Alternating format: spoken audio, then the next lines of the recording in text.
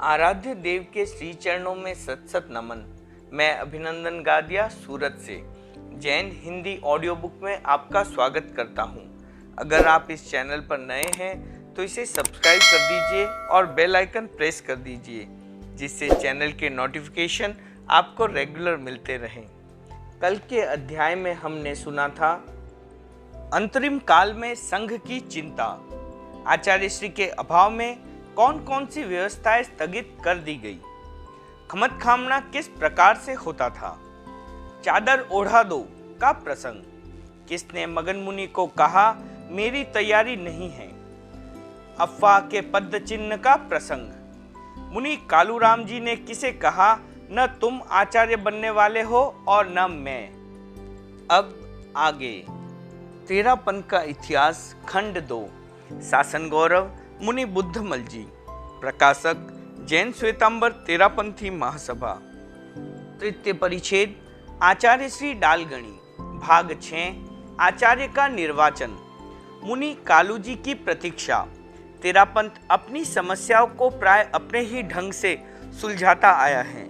इस बार भी सुरसा के समान मुंह बाएं सामने खड़ी समस्या का हल निकालने के लिए सारे संघ ने बड़ी सूझबूझ से काम लिया।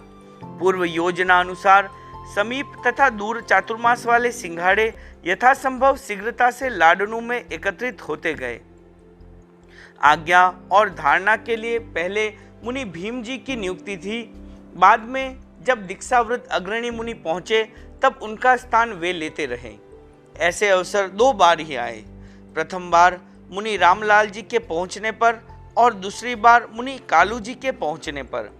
अन्य समस्त कार्य भी उपयुक्त पद्धति से चलाते जा रहे थे। साधु साधियों के काफी सिंघाड़े एकत्रित हो चुके थे। फिर भी यह विचार किया गया कि उदयपुर चातुर्मास से आने वाले मुनि कालू जी की प्रतीक्षा की जाए। वे वृद्ध होने के साथ साथ अनुभवी और विचारक भी थे। जयाचार्य से लेकर माणकगणी तक की सेवा का उन्हें अच्छा अवसर मिला था। वे संघ के बड़े हितैषी एवं सब पर प्रभाव रखने वाले भी थे। उनके आगमन की देरी ही आचार्य के निर्वाचन की देरी थी। निर्वाचन सभा। मुनि कालू जी उदयपुर से विहार करते हुए पौष कृष्णा तृतीया को लाडनू पहुंचे। उनके पहुंचते ही सारे संघ में उत्सुकता और उल्लास की एक लहर दौड़ गई। प्रत्येक व्यक्ति के मुख पर उस दिन यह बात थी कि अब भावी आचार्य का निर्वाचन हुआ ही समझो। मुनि कालू जी ने भी बड़ी त्वरता से कार्य किया। उन्होंने उसी दिन मध्याह्न में कुछ प्रमुख साधुओं से विचार विमर्श किया और आगामी कार्य के लिए एक रूपरेखा निश्चित की। उसी के आधार पर सायकालीन प्रतिक्रमण के पश्चात सब साधुओं की एक सभा बुलाई जाने तथा उसमें भावी आचार्य का निर्वाचन किए जाने की घोषणा की गई। उसी समय से लोगों के मन में उस घोषणा का फलितार्थ जानने की उमंगे हिलोरे मारने लगी। श्रमण संघ का निवास उस समय पहली पट्टी के दरवाजे से बाहर तखतमल जी फूलफगर की हवेली में था। पूर्व घोषणा के अनुसार प्रतिक्रमण के पश्चात सारा श्रमण वर्ग हवेली के एक कक्ष में एकत्रित हुआ। श्रावकों को वहां रहने की मनाही कर दी गई। वे सब हवेली से बाहर द्वार पर या आसपास में ठहरकर प्रतीक्षा करने लगे कि देखे अंदर क्या निर्णय होता है। एक प्रश्न, एक सुझाव। मुनि कालू जी ने खड़े होकर सब संतों से कहा, संघ हितैषी साधुओं, हम सबको एक शासनपति की आवश्यकता है। शासन का यह भार किसे सौंपा जाए? आप सभी मिलकर इस प्रश्न का समाधान दें। मेरी मांग ऐसे व्यक्ति के लिए हैं जो स्वामी जी के इस शासन के भार को वहन करने में सर्वथा सक्षम हो। मुनि कालू जी की उक्त मांग ने वातावरण में एक हलचल उत्पन्न कर दी। फलतः मुनिजन एक दूसरे से फुसफुसाहट भरी कुछ बातचीत करने लगे। भिन्न भिन्न दिशाओं से कुछ स्वर उभरे। उन सब का निष्कर्ष था कि यह मांग तो हम सब की आपसे है। हम सब ने आज तक आपकी प्रतीक्षा इसलिए की है। आप बुजुर्ग हैं, आपकी जानकारी और अनुभव हम सबसे अधिक परिपक्व हैं। आप हमें एक समर्थ शासनपति प्रदान करें। वार्तालाप के इस सिलसिले में एक सुझाव का स्वर गूंजा कि अच्छा हो हम सब मुनिश्री पर ही यह भार छोड़ दे कि वे आचार्य पद के योग्य किसी एक व्यक्ति का नाम उद्घोषित कर दे। हमें विश्वास है कि वे संघ के लिए सर्वथा योग्य व्यक्ति को ही चुनेंगे। संघ के हित और गौरव की रक्षा करते हुए शासन करने की योग्यता रखने वाले व्यक्ति को वे हम सबसे कहीं अच्छी तरह से जानते हैं। वे जिस व्यक्ति का चुनाव करें वह हम सबको सहर्ष मान्य होना चाहिए। मुनि कालू जी का भार। उपयुक्त सुझाव ने उपस्थित सभी व्यक्तियों की भावना को प्रभावित किया, अतः सभी ओर से उसका समर्थन हुआ। सबके मुख पर यही बात गूंज उठी कि यह सुझाव उचित है और अपने संघ की शोभा के अनुकूल है। आचार्य के चुनाव का भार मुनि कालू जी को सौंप देना चाहिए। मुनि कालू जी के लिए वह कार्य अवश्य ही कठिन था कि सबकी ओर से वे इतना बड़ा भार अपने पर ले ले, परंतु जब चारों ओर से एक ही नाम का स्वर गूंजा तब उन्होंने उस कार्य को स्वीकार कर लिया। उन्होंने अपनी ओर से एक बार फिर निश्चित मतैक्य जान लेने के लिए सबसे पूछा, क्या आप सब मुझे ये अधिकार देते हैं कि मैं भावी आचार्य का नाम घोषित कर दूं? क्या आप सब उसे मान्य कर लेंगे? सब साधुओं ने सहर्ष अपनी स्वीकृति प्रदान करते हुए कहा, हम सबको वह मान्य होगा, आप नाम घोषित करिए। रहस्यमयी जिज्ञासा। मुनि कालू जी भावी आचार्य के नाम की घोषणा करने को उद्यत हुए। उसी समय मुनि मगनलाल जी ने एक जिज्ञासा करते हुए पूछा, आप जिस नाम की घोषणा करना चाहते हैं वे मुनि यहाँ उपस्थित मुनियों में हैं या नहीं? मुनि कालू जी ने तत्काल कहा, नहीं, वे यहाँ नहीं हैं।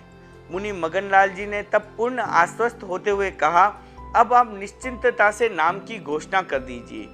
मुनि मगनलाल जी की उक्त जिज्ञासा प्रथम दृष्टया असामायिक जैसी लगती है, परंतु वह बड़ी रहस्यमयी थी। लगता है उस समय उनके मन में यह आशंका उभर आई कि आज मध्याह्न में हम सब ने मिलकर जिस नाम का निश्चय किया था, मुनि कालू जी की धारणा का नाम उससे भिन्न था। कहीं ऐसा न हो कि इस समय प्राप्त सर्वसम्मति का लाभ उठाकर वे अपनी धारणा वाला नाम ही घोषित कर दे। स्पष्टीकरण आवश्यक था, अतः उन्होंने अपनी रहस्यमयी जिज्ञासा के चातुर्य से उसे सहज ही पा लिया। क्योंकि आचार्य पद के लिए चर्चित अन्य सभी संत उस समय लाडनू में उपस्थित थे, केवल मुनि डालचंद जी ही नहीं थे। मर्मज्ञों ने तत्काल समझ लिया कि किसका नाम घोषित होने वाला है। नाम की घोषणा। मुनि कालू जी ने संघ, स्वामी जी और अन्य आचार्यों का गुणगान करते हुए कहा, हमारा शासन भगवान महावीर का शासन है।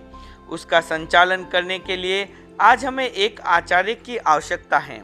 मैंने आज आते ही अपने संघ के प्रमुख और विद्वान साधुओं के साथ विचार विमर्श किया है। हम सब इस निष्कर्ष पर पहुँचे हैं कि हमें अपने शासनपति का चुनाव सर्वसम्मति से करना चाहिए। एक मत होकर हम जिस व्यक्ति का चुनाव करेंगे वह केवल उसी व्यक्ति के लिए नहीं किंतु सारे संघ के लिए महत्वपूर्ण होगा। साधुओं से बातचीत कर लेने के पश्चात आचार्य पद के लिए जिस व्यक्ति का नाम सोचा गया है उसकी उद्घोषणा करने के लिए आप सबने मुझे यह भार दिया है। मैं उसके लिए अपना सौभाग्य समझता हूँ। आप सबकी अनुमति का उपयोग करते हुए मैं अपने संघ के लिए सप्तम आचार्य के पद पर मुनि डालचंद जी का नाम घोषित करता हूँ। गुरु वंदन। सप्तमाचार्य के नाम की घोषणा के साथ ही वह तुमुल हर्ष ध्वनि हुई कि कुछ देर के लिए व्यक्त ध्वनियाँ भी अव्यक्त हो गई। मुनि कालू जी ने अपनी बात का सूत्र जोड़ते हुए फिर कहा, अब तक के मुनि डालचंद जी इसी क्षण से आचार्य डालचंद जी बन गए हैं। यद्यपि वे यहाँ उपस्थित नहीं हैं, फिर भी अब वे हमारे अनुशास्ता एवं आचार्य हैं। वे कच्छ से विहार करते हुए इसी तरफ पधार रहे हैं। सुना है कि वे इस समय जोधपुर के आसपास कहीं हैं। वे यहाँ पहुँचे तब तक के लिए हम सबको अपनी स्थानीय व्यवस्था के अनुसार पूर्ववत ही काम करते रहना है। अब से प्रतिक्रमण से पूर्व किया जाने वाला दोनों समय का वंदन आचार्य श्री डालगणी की दिशा की ओर मुंह करके ही हुआ करेगा।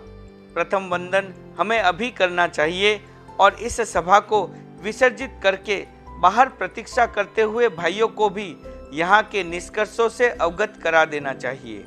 मुनि कालू जी के उस कथन के अंतर सब साधुओं ने डालगणी को यथाविधि वंदन किया। आचार्य निर्वाचन के उस पावन अवसर पर लाडनू में 51 संत और 81 सतिया उपस्थित थी। समाचार प्रसार संवत 1954 पौष कृष्णा तृतीया की वह रात्रि आचार्य निर्वाचन की घटना से संबंध तेरापंथ के इतिहास में एक नई कड़ी जोड़ देने वाली सिद्ध हुई। हर्ष विभोर मुनिजन सभा स्थल से उठकर बाहर आए और भाइयों के लिए लगाई हुई अंदर आने की रोक को उन्होंने हटा लिया। बहुत देर से बाहर रहकर प्रतीक्षा करती हुई जनता अंदर प्रविष्ट हुई। मुनि कालू जी ने निर्वाचन में प्रयुक्त सारी प्रक्रिया बतलाते हुए उसे आचार्य पद पर डालगणी के चुनाव से अवगत किया। उत्साह भरी जनता द्वारा एक स्वर से की गई जय ध्वनि के साथ सारा वातावरण प्रसन्नता से आप्लावित हो गया। घंटा भर की केवल एक ही बैठक में आचार्य निर्वाचन जैसी दुष्कर समस्या को समाहित कर लेने की बात जिसने भी सुनी आश्चर्यचकित हुए बिना नहीं रहा। उस कार्य की संपन्नता में मूलतः मुनि कालू जी की आग्रह विमुक्त उदार मनोवृत्ति और सभी मुनि जनों की संग हित गवेषणा की आतुरता कार्य कर रही थी। आचार्य पद पर डालगणी के निर्वाचित हो जाने के बाद कुछ ही क्षणों में मानो हवा के साथ पूरे नगर में फैल गई। श्रावकों द्वारा दूरस्थ नगरों में वे समाचार दूसरे दिन तार द्वारा पहुंचा दिए गए। दुरांसाओं का अंत। कुछ व्यक्तियों को उस निर्वाचन पर बड़ा आश्चर्य हुआ। वे यह समझ नहीं पा रहे थे कि यह असंभव कार्य कैसे संभव हो गया।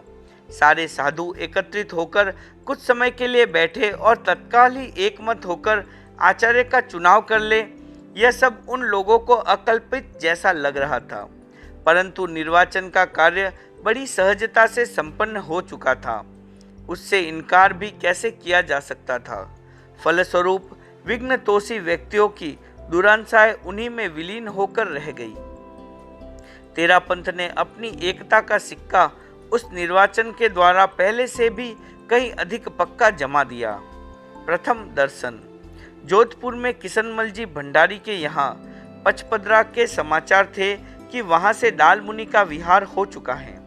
वे थोप, वाघावास और कोरना होते हुए जोधपुर पधारेंगे।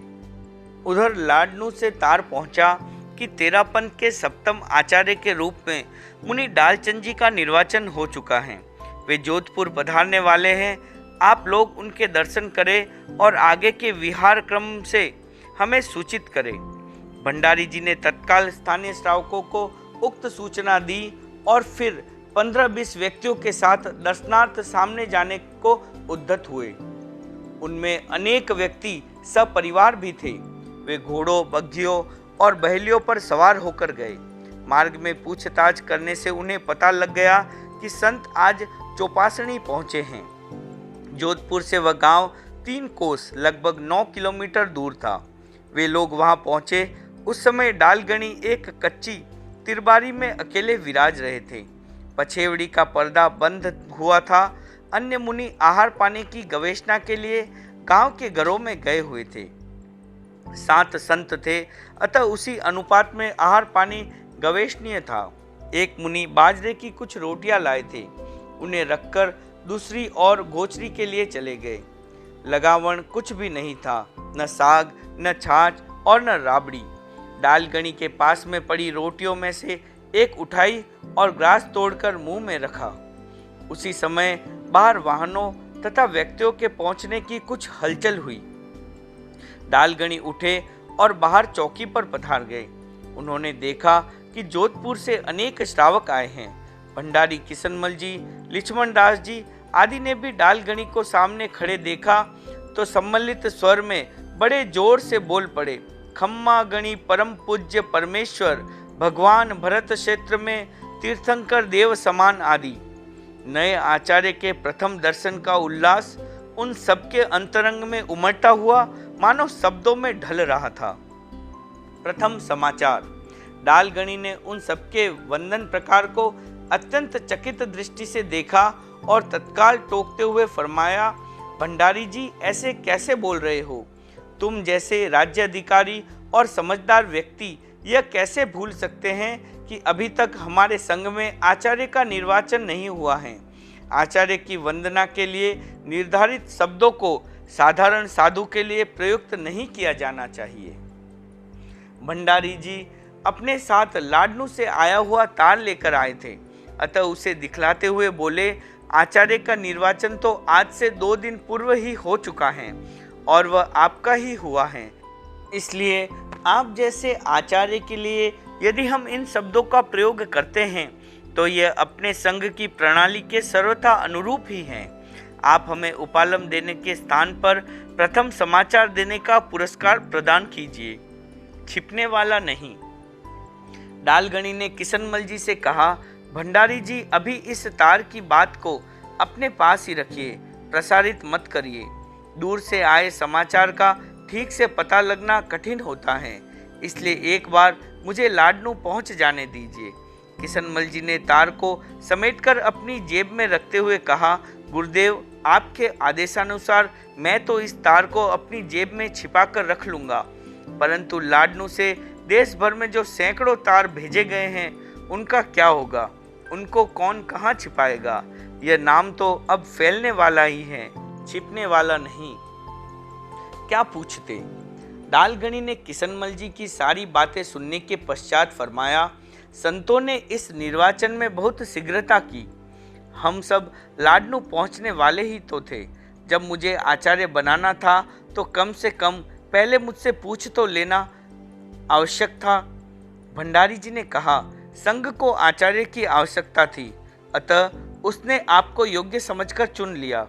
इसमें आपको पूछ लेने की आवश्यकता ही कहाँ थी? यदि आपको इस विषय में पूछा भी जाता तो आप यो कब कहने वाले थे कि हाँ मुझे चुन लो? तब फिर आपको क्या पूछते? वहाँ सब संतों ने मिलकर जो चुनाव किया है वह सर्वथा उचित किया है। नाथू जी मौन रखो। डालगणी श्रावकों से बात कर ही रहे थे कि इतने में मुनि नाथू जी आदि संत गोचरी लेकर आ गए। संतों ने डालगणी के आचार्य निर्वाचन की बात सुनी तो उल्लास से भर गए। उनके पैर मानो धरती पर नहीं टिक पा रहे थे। बड़ी भावुकता से उन्होंने चरणों में सिर रखते हुए बार बार वंदन किया और गुणग्राम की झड़ी लगा दी। मुनि नाथू जी कहने लगे, मैंने तो पहले ही कह दिया था कि इस पद पर आपका ही नाम आने वाला है, परंतु आपने मेरी बात नहीं मानी। अब तार ने मेरी बात को सत्य सिद्ध कर दिया है। अब हम आपको न नीचे बैठने देंगे और न ही ये मलिन वस्त्र धारण करने देंगे। इतने दिन भी हम आपको मालिक मानकर ही चले थे, अब तो आप सारे संघ के मालिक बन गए हैं। डालगणी ने हाथ से संकेत से उन्हें रोकने का प्रयास करते हुए फरमाया, नाथू जी जरा मौन रखो। उतावला सो बावला हुआ करता है। पहले सारी स्थिति को देखो, परखो और तोलो, फिर आवश्यक हो तभी बोलो। अभी लाडनू काफी दूर हैं, हमें वहां पहुंचने दो। नाथू जी ने कहा, अब भी देखना परखना कुछ बाकी रह गया है क्या? सूर्य सबको स्वयं ही दिखाई दे जाता है। डालगणी तब उन्हें क्या कहते और क्या समझाते। वे उनके उल्लास के प्रवाह को रोक नहीं पाए। उन्हें तब स्वयं ही मौन का अवलंबन लेना पड़ा। उस समय श्रावकों और संतों के सहज उत्साह भरे वातावरण से स्थानीय लोगों के मन को भी अंतस्फूर्णा ऐसी प्रेरणा मिली कि नए आचार्य के दर्शनार्थ वहाँ एक मेला सा लग गया। जोधपुर में किशनमल जी भंडारी ने प्रार्थना करते हुए कहा, गुरुवर, जोधपुर के श्रावक वर्ग को बधाई के रूप में आपके प्रथम चातुर्मास का पुरस्कार मिलना चाहिए, यह हमारा अधिकार है। डालगणी ने चातुर्मास की बात को आगे के चिंतन पर रखते हुए फरमाया, अभी के लिए तो यही पुरस्कार समझिए कि कल प्रातः यहाँ से विहार कर जोधपुर पहुँचने का विचार है। भंडारी जी आदि सभी श्रावकों ने उस कृपा दृष्टि को सहर्ष सिरोधार्य किया। कुछ भाई वहां सेवा में ठहरे और कुछ ने वापस जाकर जोधपुर की जनता को दालगनी के आगमन से सूचित किया। दूसरे दिन प्रातः पोष कृष्णा षष्ठी को आचार्य श्री नगर में पधारे। लोगों ने बड़े उत्साह और उल्लास भरे हृदयों से उनका स्वागत किया। आचार्य श्री ने वहां पधारते ही सर्वप्रथम जो व्याख्यान दिया वह अत्यंत प्रभावक था। सारी जनता ने अपने आप को अमृत स्नात जैसा अनुभव किया। कस्तूरा जी द्वारा भक्ति। जोधपुर में उस समय साध्वी कस्तूरा जी स्थिर वास कर रही थी। वे ऋषिराय युग की एक प्रभावशाली और मधुर व्याख्यानी साध्वी थी। नवनिर्वाचित आचार्य की सर्वप्रथम सेवा और भक्ति करने का अवसर प्राप्त कर वे मन ही मन अत्यंत आह्लादित हुई। उन्होंने अपनी साध्वियों के माध्यम से स्थान, पट, आहार पानी आदि की व्यवस्था तो की ही, साथ में नया रजोहरण, प्रमार्जनी, चोलपट्टा और पछेवड़ी आदि उपकरण भी उपहत किए। दालगणी ने उनकी गुरु भक्ति एवं मानसिक उल्लास का आदर करते हुए उन सबको स्वीकार कर लिया। आचार्य श्री की उस कृपा दृष्टि से साध्वी कस्तूरा जी का मन गदगद हो गया। उल्लास भरी बधाइयाँ। आचार्य पद की प्राप्ति तथा जोधपुर में उनके प्रथम पदार्पण की प्रसन्नता में किशनलाल जी भंडारी आदि वहां के श्रावकों ने परस्पर उल्लास भरी बधाइयां बांटी। भंडारी जी स्वयं कवि थे तथा कवियों का बहुत आदर करते थे। उनकी हवेली में स्थानीय चारण कवियों का जमघट प्राय लगा ही रहता था। बाहर से आगत कवियों के लिए भी उनकी हवेली में खान पान तथा स्थान की व्यवस्था निरंतर चालू रहती थी। लोग उनकी हवेली को कवियों का पीहर कहा करते थे। उस समय के उल्लास भरे वातावरण को कवियों ने अपने नवरचित श्लोकों तथा स्तोत्रों से और अधिक महका दिया। भंडारी जी ने उन सब में बधाइयां बांटी। 7 दिन किशनमल जी आदि श्रावकों ने मिलकर दालगणी से प्रार्थना की। हम जानते हैं कि लाडनू में सारा संघ एकत्रित है और आपकी बाट निहार रहा है। हम यह भी जानते हैं कि आपका वहाँ यथाशीघ्र पधारना आवश्यक है।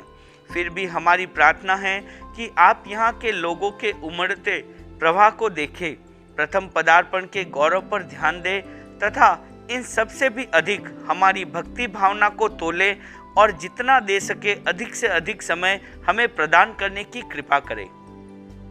दालगणी ने फरमाया, आप लोगों की भक्ति और भावना को तोलने लगूं तो मुझे पूरे मास कल्प तक यहाँ से हिलना ही नहीं चाहिए। लाडनू में प्रतीक्षारत साधु साध्वियों के मनोभाव तथा उन सबसे मिलने की स्वयं मेरी उत्सुकता को देखूं तो लगता है कि मुझे यहाँ रुकना ही नहीं चाहिए। इन स्थिति में दोनों ओर का संतुलन बिठाते हुए मैं यहाँ 1 सप्ताह रहने का निर्णय घोषित करता हूँ। जोधपुर का श्रावक समुदाय आचार्य श्री के उस सामायिक औदार्य से गदगद हो गया। पत्रों द्वारा पार्श्ववर्ती क्षेत्रों तथा अन्यत्र भी सप्ताह भर विराजने की सूचना भिजवा दी गई। फलस्वरूप समीपवर्ती क्षेत्रों से काफी लोग दर्शनार्थ वहां पहुंचे। भंडारी जी ने साधार्मिकता का दायित्व निभाते हुए उन सबके भोजन आदि की व्यवस्था अपने यहाँ की। अनेक लोग प्रथम बार जोधपुर आए थे अतः वहाँ का सुप्रसिद्ध गढ़ देखने की इच्छुक थे। उन सबको परवाना लिखकर गढ़ दिखलाया। भाभा के नौहरे में बाबा सरदार सिंह जी एक धार्मिक वृत्ति के व्यक्ति थे। संतों के प्रति उनके मन में बड़ा आदर भाव था। संत समागम का लाभ उठाने में वे बहुधा तत्पर रहते थे। साध्वी कस्तूरा जी के संपर्क में भी वे अनेक बार आ चुके थे। दालगणी के तो वे अत्यंत श्रद्धालु भक्त बन गए थे। उनका आग्रह भरा निवेदन था कि विहार करते समय 1 रात का प्रवास उनके नौहरे में हो। दालगणी ने उनके भक्ति भरे आग्रह का उत्तर स्वीकृति में दिया और जोधपुर से विहार कर पोष कृष्णा तेरस का रात्रि प्रवास वहां किया। नौहरा नागौरी दरवाजे के बाहर नागौर के मार्ग पर ही था। उसमें बावड़ी थी अतः लोग उसे बाबा साहब की बावड़ी भी कहा करते थे। बाबा साहब के निजी परिवार तथा उनके परिचित परिवारों के बहुत से स्त्री पुरुष ने वहां सत्संग तथा धर्मोपदेश का लाभ लिया। मुनि कालू जी का पत्र। डालगणी ने जोधपुर से नागौर होते हुए लाडनू की ओर विहार किया। वे नागौर का आधा मार्ग ही पार कर पाए थे कि लाडनू से मुनि कालू जी द्वारा प्रेषित मुनि गणेश जी और मुनि छबील जी आदि 5 संत दर्शनार्थ पहुंच गए। वे मुनि कालू जी द्वारा लिखित एक विशेष पत्र लेकर आए थे। पत्र के प्रारंभ में नवनिर्वाचित आचार्य के प्रति अपना बहुमान और भक्तिभाव प्रदर्शित करने के साथ ही उन्हें यथाशीघ्र लाडनू पधारने की प्रार्थना की गई थी। उसके पश्चात आचार्य पद ग्रहण करने के लिए शुभ मुहूर्त का उल्लेख करते हुए लिखा था कि यहाँ हम सबने विचार किया है कि विधिवत आचार्य पद ग्रहण करने का उत्सव माघ कृष्णा बीज पुष्य नक्षत्र रविवार को मनाया जाए। डालगणी ने पत्र को पढ़कर फरमाया, इस मुहूर्त के हिसाब से तो हम जोधपुर में इतने दिन ठहर कर भी विलंबित नहीं हुए हैं। लाडनू पदार्पण। लाडनू से सामने आने वाले संतों का क्रम चालू रहा। डालगणी नागौर पधारे तब तक सब मिलाकर वहाँ 28 संत एकत्रित हो गए। नागौर में 2 रात विराजना हुआ। फिर पूरे साधु संघ को साथ लेकर वहां से क्रमशः विहार करते हुए उन्हें लाडनू पदार्पण किया। उस दिन सारे नगर में उल्लास भरा वातावरण था। श्रावक श्राविकाओं के झुंड दूर तक सामने गए। मुनिजनों ने भी अधिक से अधिक दूर तक पहुंचने की होड़ लगी हुई थी। लाडनू के अधिपति ठाकुर आनंद सिंह जी ने भी नगाड़े निशान लेकर बड़े आडंबर के साथ दूर तक सम्मुख जाकर दर्शन किए। नवीन आचार्य के दर्शन सभी के लिए अत्यंत आनंदकारक और तृप्तिदायक थे। पूछकर किया करेंगे। मुनि कालू जी, मुनि मगनलाल जी और मुनि कालूराम जी, कालूगणी आदि संत लगभग 2 कोस 6 किलोमीटर दूर तक सामने गए। उनके दर्शन करते ही डालगणी ने मुनि कालू जी को लक्ष्य कर फरमाया, आप लोगों ने तो निर्वाचन एवं नाम की घोषणा में बड़ी फुर्ती की। मेरा नाम घोषित किया पर मुझे पूछा तक नहीं गया। हाथ जोड़कर सिर झुकाते हुए मुनि कालू जी ने निवेदन किया, यह एक कार्य तो हम लोगों ने आपको बिना पूछे अपनी मर्जी से कर लिया, परंतु आगे के लिए प्रत्येक कार्य आपको पूछकर ही किया करेंगे। मुनि कालू जी के उक्त कथन पर उपस्थित सभी लोग तो मुस्कुराए ही, स्वयं डालगणी भी बिना मुस्कुराए नहीं रह सके। इसी प्रकार के प्रमोद भरे वातावरण में वह काफिला लाडनू की ओर आगे बढ़ चला। नगर प्रवेश। डालगणी ने पौष शुक्ला त्रयोदशी को नगर प्रवेश किया।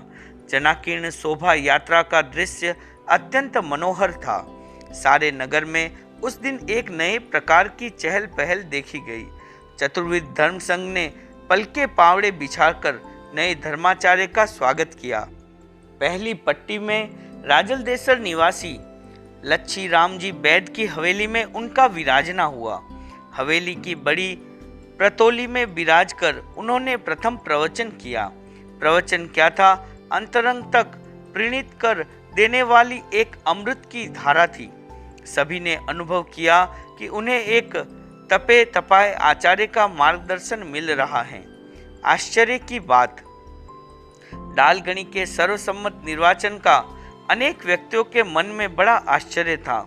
उन्हें वह असंभव सी बात लगी थी, परंतु स्वयं डालगणी को भी उस घटना ने आश्चर्य विभूत कर दिया था।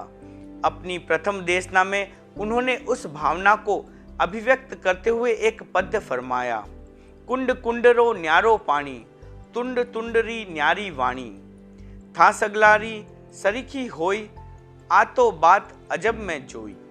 अर्थात प्रत्येक कुएं में भिन्न प्रकार का पानी होता है और प्रत्येक मुख में भिन्न प्रकार की बात होती है, परंतु मेरे निर्वाचन के विषय में तुम सबकी एक सहमति हुई, यह अत्यंत आश्चर्य की बात है। मीठा उपालम। डालगणी ने संत सतियों की सभा बुलाई। उसे संबोधित करते हुए उन्होंने तेरापन की गौरवशाली परंपरा और मुनिजनों की निर्मल नीति की बहुत बहुत प्रशंसा की।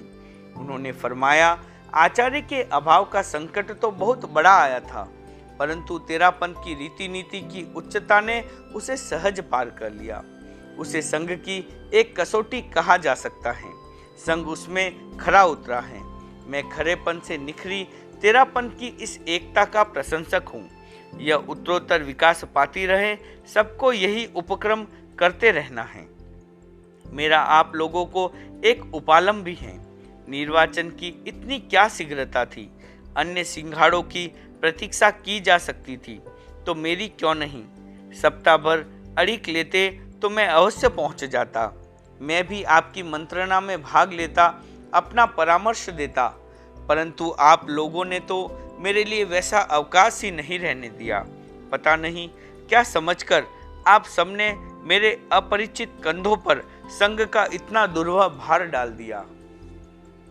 संतों ने कहा, यह भार तो पूर्ण समर्थ कंधों पर ही रखा जा सकता था।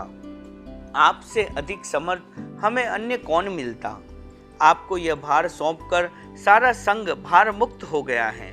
प्रतीक्षा न करने और मंत्रणा का अवकाश न छोड़ने के लिए आपका उपालंब सिर आंखों पर है, परंतु जब आपका ही निर्वाचन करना था तब न आपकी प्रतीक्षा हमें काम दे सकती थी और न मंत्रणा।